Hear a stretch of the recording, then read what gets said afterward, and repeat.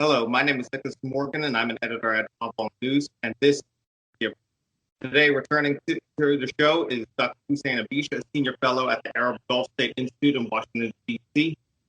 Dr. Ibish, welcome back. Thank you very much. Good to be with you. So today we're going to be talking about a topic that we touched on last time, a bit of an update on the situation between Turkey, the United States, and particularly Saudi Arabia, who's been sharing some warm words with Turkey as of late, United Arab Emirates, of course, and Qatar. Right. Well, Dr. Ibish, since we last spoke, Joe Biden has now been named President-elect of the United States. He won the election, yes. Yeah, in January he's going to come in with his whole new team, and many countries in the region are beginning to seem to be rethinking their policy, particularly Turkey and Saudi Arabia, given the anxiety Biden's victory has given them. And Biden has already begun naming his foreign policy team. Yes. He named the Secretary of State, National Security Advisor, and one missing essentially is the head of Secretary of Defense. Yeah, we still don't have a Secretary of Defense. There's some dispute about that, but yeah, basically we know who's going to be. He's still going through his options there, but in the meantime, we have Anthony Blinken at the Department of State and Jake Sullivan as National Security Advisor. Yes, right, so, as expected. Yeah. So what I want to ask you, just based on this recent update, is how do you think these nominees will influence his approach to Turkey and the Gulf countries? What are your initial thoughts? Okay, so I think that there are twin impulses for Saudi Arabia and Turkey in particular, but also for the UAE and Qatar as well. But really, it's for both Turkey and Saudi Arabia that cut in both directions for both countries with regard to the new foreign policy team, at least on paper. On one hand, these people are committed Democrats, and they share the dim view that most Democrats, particularly on the progressive left, but just in general, especially in Congress, have developed during the Trump years of a range of undemocratic U.S. partners in the Middle East, and including Saudi Arabia and Turkey, both, and have developed particular antipathies for certain individuals. And they include the Turkish president, Recep Tayyip Erdogan, who has got a terrible reputation in Washington, not least of which because Turkey is so belligerent with all of its neighbors right now, and also, and Turkey is seen as kind of drifting very far away from the NATO fold, right? Making its own arrangements and doing its own thing on its own terms in a way that undercuts the United States and NATO. But in addition to that, the way Erdogan comports himself, the way he and his staff behaved in Washington, beating up protesters on the streets and things like that, it went very badly. That's even more true, maybe, of Crown Prince Mohammed bin Salman of Saudi Arabia, who has an absolutely horrible reputation in Washington because of a series of complaints about Saudi Arabia that Democrats have made a crucial part of their international framework during the Trump years. That would be the Yemen war, the murder of Jamal Khashoggi, the human rights violations, especially the women's rights detainees, Loujain al-Hatlal case that's going on, and other complaints, the ongoing boycott of Qatar, which tends to be blamed on Saudi Arabia, whether fairly or not, the accusation that Saudi Arabia has been helping its nationals flee jurisdiction when they face trial in the United States, things like that. And they're of greater or lesser significance, but there's been a sense during the Trump era that Democrats needed to attack the president on a foreign policy issue. And Saudi Arabia has been the one that they have latched onto. He's been very close to the Saudis. There is this bill of particulars. Trump gets a lot of blame for it. And, they could have gone after him on North Korea, but nobody wants to say you shouldn't negotiate with Pyongyang. I mean, you can criticize him for the way he did it, but not say you shouldn't do it at all. And on Israel, there are, real prices to pay. And on other things, there isn't that much difference. On China, there isn't that much difference. On Venezuela, there's virtually no difference. There are differences on trade, but again, there are Democrats that are not that opposed to trade wars.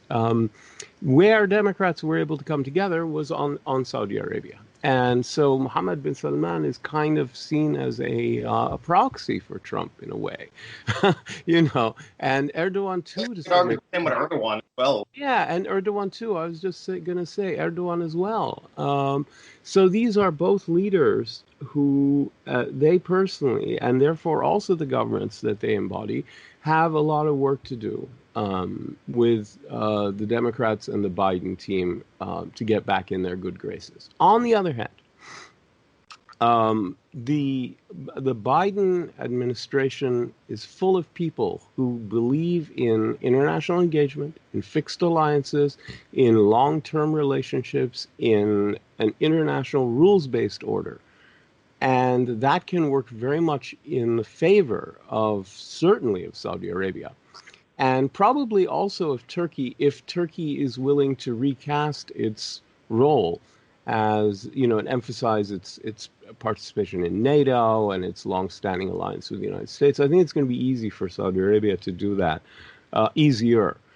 For Turkey, since they've been all about sort of stretching their legs a little and going further afield, asserting themselves in an independent way, in a way that doesn't maybe help NATO and certainly doesn't help the United States. It's going to be harder.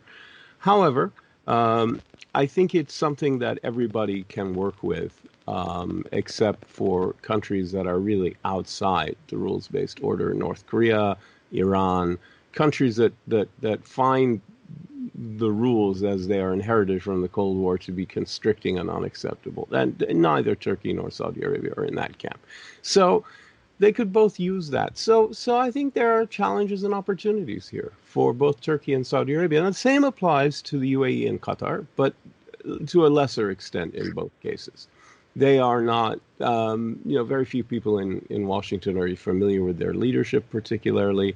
UAE was sort of seen as an adjunct to Saudi Arabia, but that's not true anymore since they've entered into the normalization process with Israel and really withdrawn from the Yemen war, from the bulk of the Yemen war. They've rehabilitated themselves very quickly in the eyes of many Democrats. Because, even though the normalization process with Israel helped Trump, it's still the kind of thing that these Democrats like a lot. They were very happy about it, and they welcomed it, and they think it's great. And Biden will pursue it also with less single-minded enthusiasm than Trump, because he's going to, I think, have more opportunities to score successes than Trump did. But nonetheless, it's not like they're not going to like that. They like it, and they're going to push for it. So UAE is sort of insulated, and Qatar policy is really driven by the Pentagon. I mean, Al Udeid, the big base there, kind of drives U.S. policy on that. And as long as the Qataris keep their heads down and say yes to every request, which is exactly what they've done since the summer of 2017 when the boycott began. Even on civil aviation, on any dispute whatsoever, if you can say yes, you just do it. And, they'll be all right. So I think that's where I see things. In my last episode, I spoke to Giorgio Cafiero over at the Gulf State Analytics. Yeah, I know Giorgio. Yeah. Great, he's an excellent analyst, and he put a very interesting point out there that between Turkey and Saudi Arabia, Biden has slammed MBS, Saudi Arabia's pariahs, and he's of course called Erdogan an autocrat. Yes. But I guess that there's still more room for Turkey to work with the Biden administration. Saudi Arabia feels it has more to lose. Well, yeah, of course. Turkey has a lot more. Okay, let's put it this way. Turkey is not dependent on the United States to defend its territory and defend its interests, right? Turkey is a power in its own right. It's struggling economically, but it's got it's got a lot of economic strength. It's overextended, but it has a very strong military. It's got some domestic political problems, but it's not brittle the way Saudi Arabia is. So Saudi Arabia's challenges are more serious on all fronts than Turkey's, and Saudi Arabia ultimately cannot defend itself the way Turkey can. So Saudi Arabia needs the United States more than Turkey does. Turkey is a country that, if cast aside, could fend for itself, the way Iran has done since 1979, the way many countries have had to in the past. Turkey is capable of that. I don't think Saudi Arabia is. I think Saudi Arabia needs a partner, an international partner, to help it secure its interests, and I think they know that. So in that sense, that's true. On the other hand, I actually think it'll be easier for a chastened and cautious Saudi Arabia to fit its foreign policy goals into a broader framework shaped by Washington than it will be for Turkey to do that. All right? In other words, I see Saudi goals as ultimately still largely consistent with American goals. Some of the tactics they've used in Yemen, certainly regarding human rights and on some other issues, have maybe deviated. In other words, the problem with both Saudi Arabia and to some extent the United States, I think this will be less with Biden than with some of the other, his predecessors, has been they have both been pursuing a policy of maintaining and defending and strengthening the status quo with destabilizing tactics, right? So, in other words, Saudi Arabia is trying to restore stability in Yemen, but, through this destabilizing intervention, right? Not that Yemen was stable, not that there wasn't a big war in Yemen and a big crisis in Yemen, there was, but the charging in like this was not obviously a smart thing. The murder of Jamal Khashoggi is obviously terribly destabilizing in terms of international norms. The United States, too, by invading Iraq and running off half-cocked in many instances, especially under George W. Bush, and then turning around and overcorrecting and not even enforcing its own red lines under Obama, again, set up this kind of crazy, so unpredictability. So what I think is required is for both Saudi Arabia and the United States to kind of calm down, reaffirm that they're on each other's side, that they've got each other's back, that they know what drives the relationship is stability and security, and that neither is going to abandon the other, neither is going to do anything crazy, and they're not going to shock and surprise each other, right, with the JCPOA or something like that, or go into Iraq on the American side, while the Saudis are telling them, please don't do that. Or, the things like the Yemen war and the Khashoggi murder on the Saudi side, then it would be fairly easy to get these countries back in sync. I think it's going to be harder for Turkey because Turkey has its own short-term and long-term goals that are much harder to fit into the American agenda in the Middle East. Turkey is, in a sense, like Iran. It's very different than Iran, but it shares one thing in common these days. Well, it could change its policy very easily, but during the Erdogan era, it has evolved slowly into a power that is trying to reshape the Middle East by asserting itself as a new regional force, as a pole. And really, you have three multilateral polar centers of gravity in the Middle East. I wouldn't call them alliances because the situation is so fluid in the region that alliances are very ad hoc and they're reforming. You find countries on all different sides. But there is sort of an American pole that includes countries like Saudi Arabia, the UAE, Israel, Egypt, etc., Morocco, Jordan.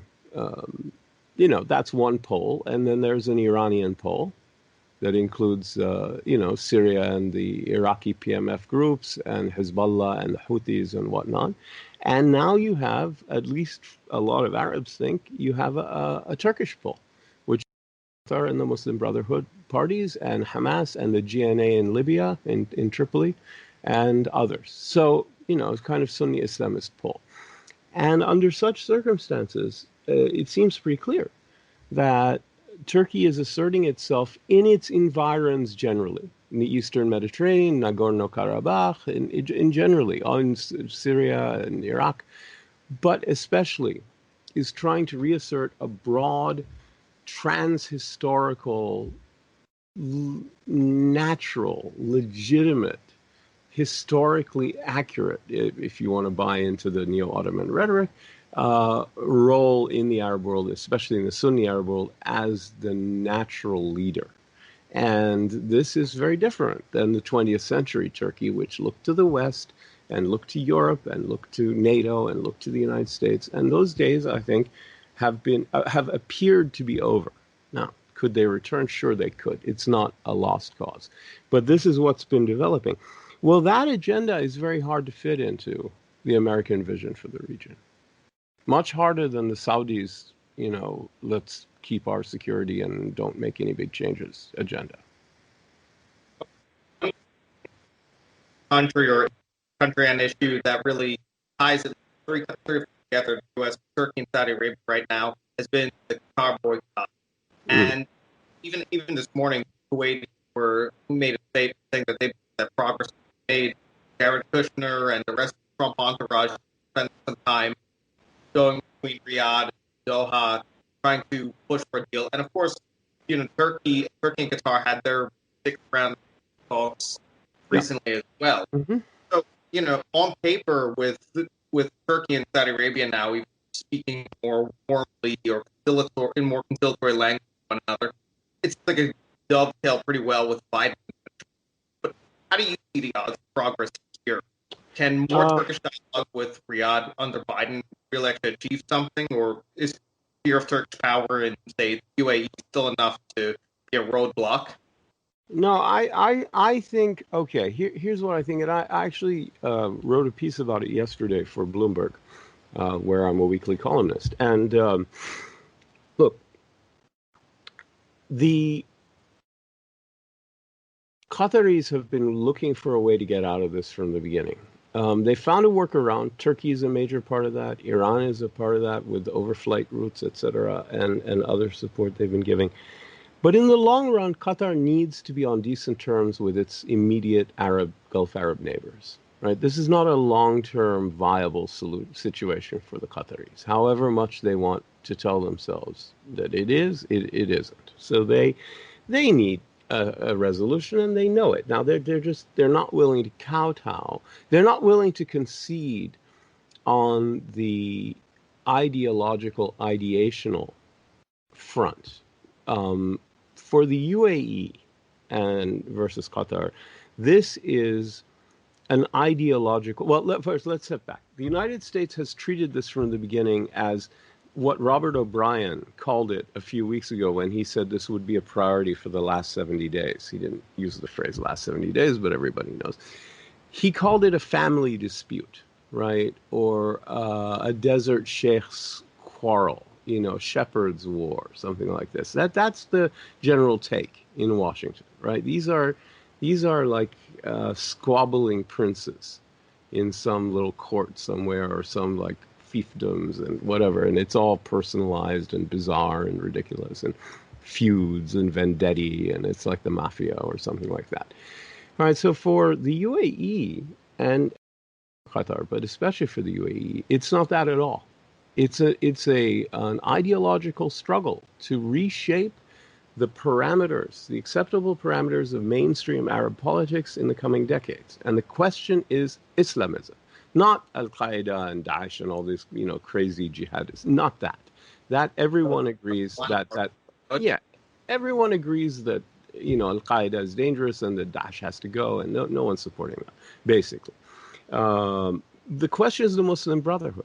Right? The question is the Islamists who want to participate in the political system, one foot in and one foot out, and who want to take over these states. I mean, the Salafist jihadists want to wipe out all these countries, right, and have one giant caliphate run along 8th century lines, or God knows what. It's kind of Daesh model, right? Okay, no, this is not serious. It's dangerous, but it's not a long-term vision with any support. The Muslim Brotherhood wants to take over existing countries. It's a revolutionary party, a transnational movement, and a conspiratorial movement. It's basically Leninist in its structure, not in its content, but in the way in which it regards power and how to seize power and how to structure itself and how to operate. It's a very Leninist movement, the original unreconstructed brotherhood. And the UAE's position is that the brotherhood is the gateway drug for all the other more violent Islamists like Al-Qaeda and Daesh and whatnot, the Sunni Islamists, because they basically lay down the ideological infrastructure that takes one in that direction, and they share a lot of the language and the goals and all of that. So basically, yeah, maybe only 1 in 10 Muslim brother ends up in Daesh, but that's they would argue you wouldn't find too many people who didn't go through that route. Or if they went directly into Daesh, they're still internalizing a lot of ideas that came from the brotherhood over the past 100 years. So for them, the brotherhood is out, and they want to separate as much as possible religion from politics. No Islamized politics, no politicized religion. The Qatari view is the opposite. It's the Qataris say that, in fact, no, the Brotherhood and these so-called moderate Islamists are the corrective to the extremists. In other words, if you don't have the Brotherhood, everyone automatically becomes Al-Qaeda. And so this is the standoff. I mean, basically, the Qatari view is that the Brotherhood is the correct natural leader in Arab countries, in Arab republics, not monarchies, but, in Syria and Egypt and Libya and whatnot, that maybe Brotherhood government would be the best thing. And they have associated the Brotherhood with democracy and the revolutions that happened in the Arab Spring uprisings. The UAE's point of view is that this is a catastrophic misreading. So that basically is the war that's going on, right? In other words, I think the Qataris are trying to make Brotherhood-style Islamism the normative form of Arab republican politics in republics. And there's that Qataris, of course, like completely. Yeah, yes, but not in Qatar itself, right? I mean, there are no Brotherhood in Qatar. Part of the deal is Brotherhood doesn't operate inside Qatar, so it's for others. But yes, with Qatari funding, and now it has emerged under Turkish guidance, right? Because the AKP has evolved into the kind of granddaddy. And so it's become increasing. This was a loose alliance 10 years ago. It existed, but it was very loose. And, in the past few years, since the fall of Aleppo, for really complicated reasons I'm not going to go into, Turkey's foreign policy has centralized this alliance around the aims of Turkish foreign policy in a way increasingly reminiscent of the way Iran organizes the Shiite militias around Iranian foreign policy and Iranian foreign ministry, the IRGC. It's not the same thing at all, but it's perceived as analogous in places like the UAE. So for the UAE, they want to drive Islamism out entirely of normative Arab politics. For the Qataris, they want to put it dead center. The Saudis have taken a different view. For the Saudis, it's much more a matter of viewing Turkey as less of an ideological threat and more of a regional hegemon, a power that's exercising, too much control. I think they've been inching towards the UAE's perspective, but they still, I think, basically look at Turkey as a threat because of its size and strength rather than because of its ideology, right? And their beef with Qatar has been much less about the ideology and much more about Qatar's interference in Gulf Arab politics, in Saudi domestic politics, right? And its support of opposition groups. It's paying people in Saudi Arabia to be on the payroll. It's apparently Saudis got the impression the Qataris were kind of setting the groundwork for being influential after a coup or a revolution in Saudi Arabia. They got very annoyed. And so all of that's on the table. But it's very, as I say, it's very different. So I think now that the time is in fact ripe. As I said, the Qataris have been interested in doing a deal from the beginning. I think the Saudis realize that they need to do some pretty big stuff to get back in the good graces of the Democrats and Biden. And the big stuff they could do would be, say, get out of Yemen. But that's very complicated, and the Houthis aren't prepared to let them go. They're holding on to them by the toes, and they won't let them leave. Right? They would need to leave with assurances about their territorial integrity and no missile attacks. And the Houthis are not interested in giving them any of those assurances. And the other thing they could do is normalize relations with Israel, which they may, but that's a really difficult question. When the Saudis think about that, they have to take into consideration a whole bunch of things that their smaller Gulf Arab neighbors like Bahrain and the UAE and others, or far-flung powers like Sudan and Morocco, don't have to. They've got a much more complicated domestic politics. It's a big country with a lot of people and a lot of divisions in it. And the other thing, of course, are the transnational concerns, the Arab leadership role, which they don't really want but has been thrust on them and they need to play, and the pan-Islamic, global Islamic role, which they very much do want and they have always fought for, and on which they are being harassed continuously by two individual powers, Turkey and Iran, and by a budding coalition at the level of the OIC and the major transnational Muslim groups, by a coalition of Turkey, Malaysia, and Pakistan, sometimes supported by Iran and sometimes not supported by Iran, depending on the issue. So the Saudis would have to be very careful about normalizing with Israel. So I think one of the things that has happened is the Trump administration has pushed for a resolution of the Qatar boycott. The Qataris are game. The UAE is not. The UAE has said no, and that's why Jared Kushner's team did not go to Abu Dhabi. They don't want to hear about the Islamists and the Muslim Brothers and all that. They've heard it, and now is not the time because they're trying to get a resolution. And I think they're trying to convince the Saudis to take one major step, which is to reopen the flight routes for Qatar civilian airliners. And there are two reasons for that. Number one, the main impact, practical impact of the boycott on the Qataris was the closure of the land border, but even more, the closure of the air routes, because it threatens to, the Qataris call it a blockade. It's not a blockade, but in order for them to get in and out, they either have to do these very strange long routes or they have to go over Iran. And that is the other thing. The boycott has made Qatar much more dependent on Iran. Not Turkey, yes, but that was anticipated, but more dependent on Iran than I think was maybe hoped for.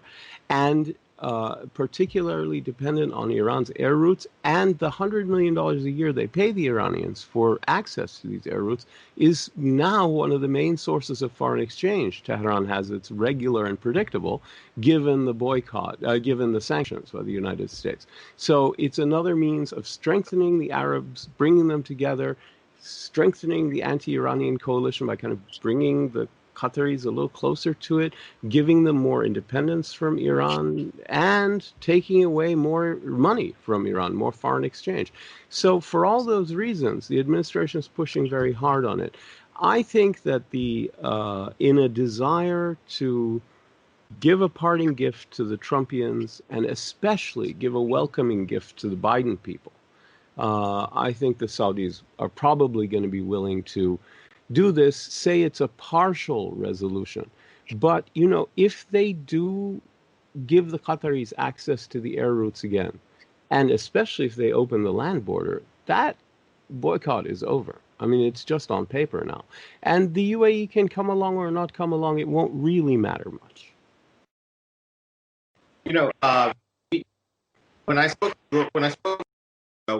we also touched on one topic that I'd like your opinion on. That's how Saudi Arabia and the UAE both seem to have quite different perceptions. Like, of course, when it comes to Turkey, Saudi Arabia, for reasons that you listed, then the United Arab Emirates, in comparison, seems to view Turkey as a bigger threat than Iran, for that Well, matter. equal at least, yeah.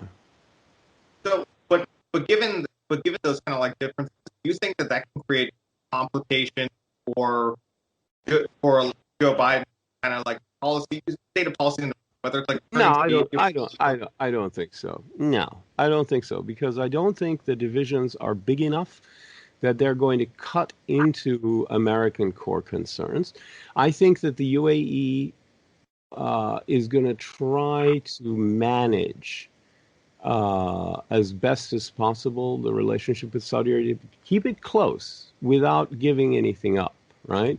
And I think you can look at the way that they extricated themselves from the war in most of Yemen and did so in a way that didn't actually enrage the Saudis, and where the Saudis were running around saying, "Oh, it's okay with us. We don't take this as anything against us, and we're not really angry," and all that stuff. Now, the thing about the UAE is, first of all, there was always a misunderstanding in much of the world about the relationship between the UAE and Saudi Arabia. UAE was seen too much as a junior partner to Saudi Arabia. And it has been a junior partner, and it will be, but UAE has its own policies. And it was harder to detect daylight between Abu Dhabi and Riyadh, say 5 years ago, 6 years ago, than now. That's true. But the daylight was there. You just had to know where to look, right? I mean, I'm not seeing anything I didn't see before. It was all there.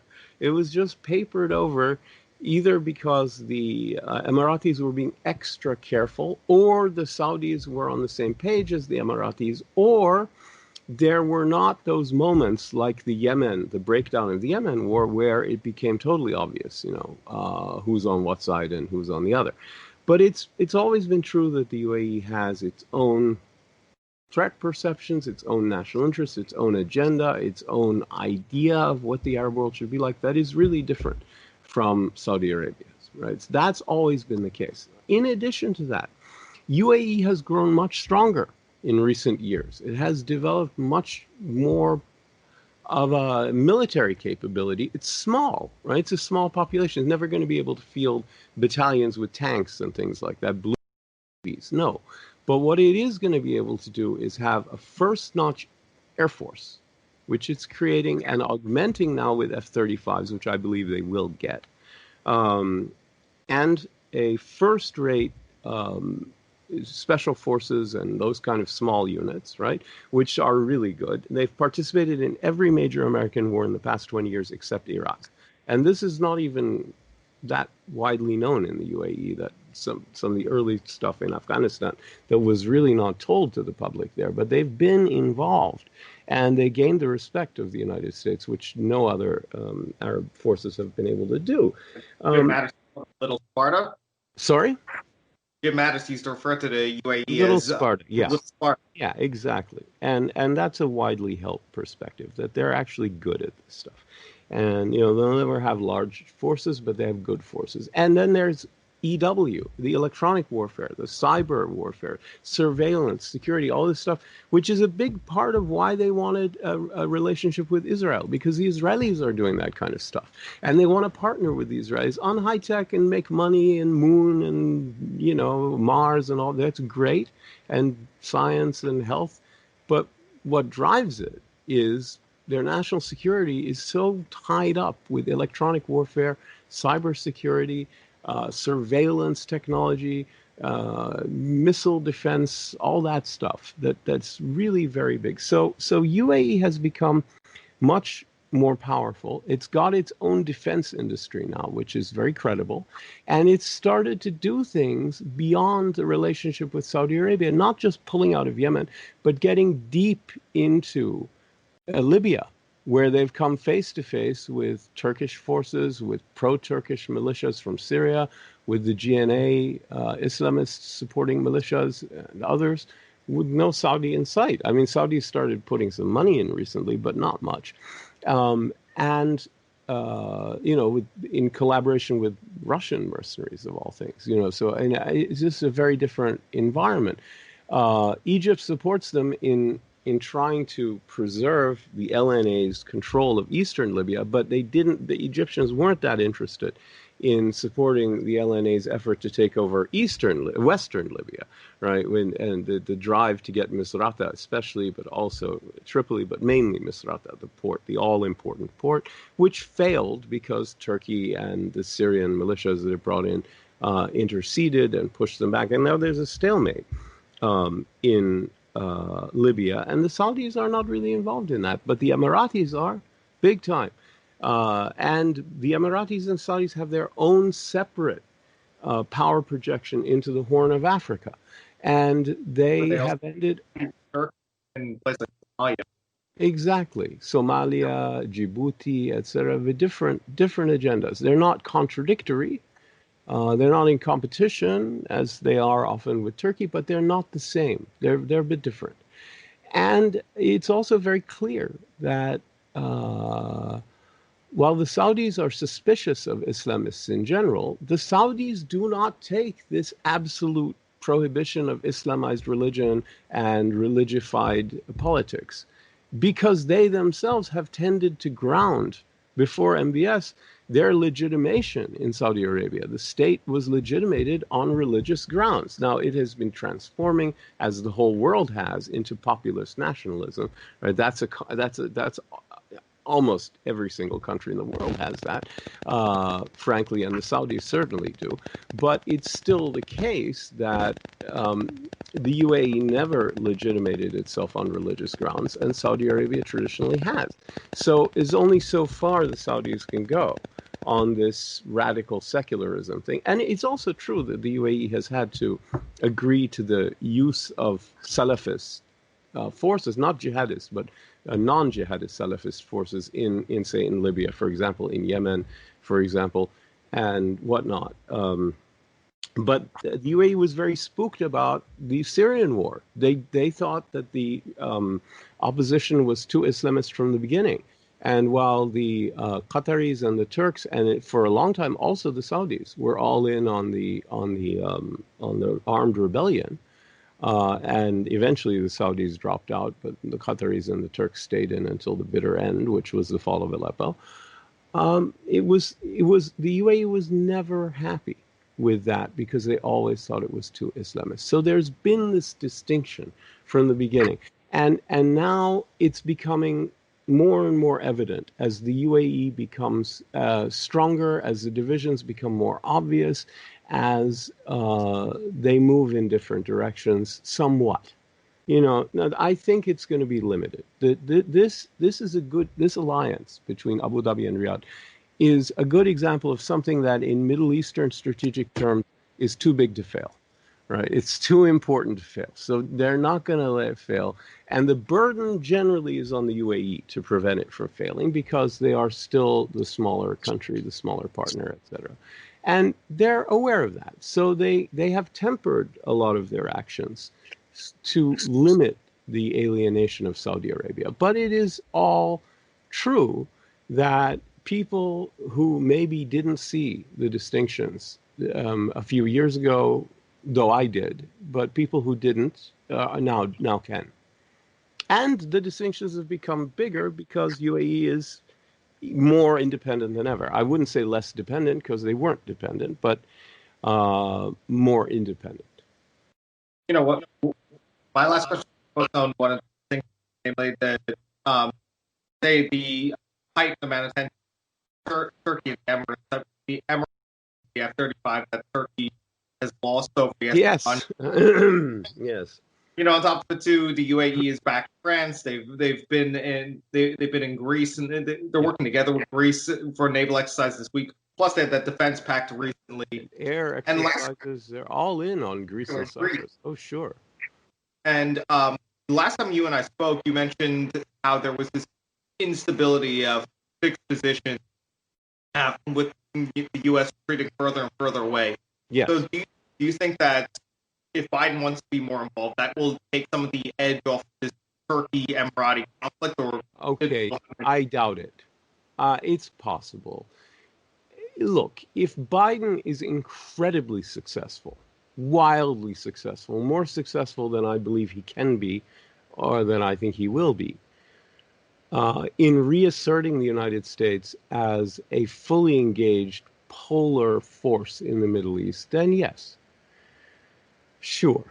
But I don't think that's going to be the case. I think the U.S. is going to cast itself under Biden as a balancing power, as a centering power, as a power that stands up for the rules-based order in the region. I don't think that means, as some people seem to imagine, a kind of taking an Obama style, even though Obama didn't do it, but what some people imagine Obama did, which is play equally fairly, equally nicely with Saudi Arabia on the one hand and Iran on the other. I mean, Obama really didn't do that, but it's sort of the fake memory, the muscle memory of Democrats that they did outreach to Iran, and Trump came in and he hugged the Saudis, and therefore that's what we do and that's what he does, and therefore we should do that again. No. I think when the Biden administration goes to bat for the rules-based order, it's going to confront one country in the Middle East that is most at odds with that order, and that's Iran. And it's precisely because Iran's power projection in the Arab world is based on this network of sub-state actors, of militia groups, of terrorist organizations that usurp and undermine the functionality of states in Lebanon, in Iraq, in Syria, Yemen and Bahrain, even to some extent, and would do more. That's the way they do it. So, I mean, ultimately, they're going to find themselves at odds with that. But I think that the Turkish and Emirati self-assertion, power projection, and ideological conflict can both fit into that rules-based structure to some extent. And they're not, in other words, neither of them are outside it the way Iran is, right? And so I mean, yes, the Turks are using militias in Libya, and the Emiratis are using Russian mercenaries who fight sometimes, though they're paid all the time in Libya. You know, it's not the same thing as Hezbollah. It's not the same thing as the PMFs. It doesn't, and it's not the same kind of network. So my feeling is that rivalry continues as long as the two powers see each other as the vanguard of rival poles, pro-Islamist, anti-Islamist. I don't believe for a second that most Turks believe their foreign policy is to be the vanguard of Sunni Islamism. But I do think that's how Erdogan and the inner circle of the AKP thinks of it, practically. Maybe that's not conceptualize it in their own rhetoric. Maybe they think in terms of reclaiming the glorious past of Turkey's natural leadership and blah, blah, blah.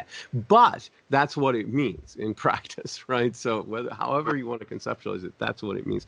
And the UAE,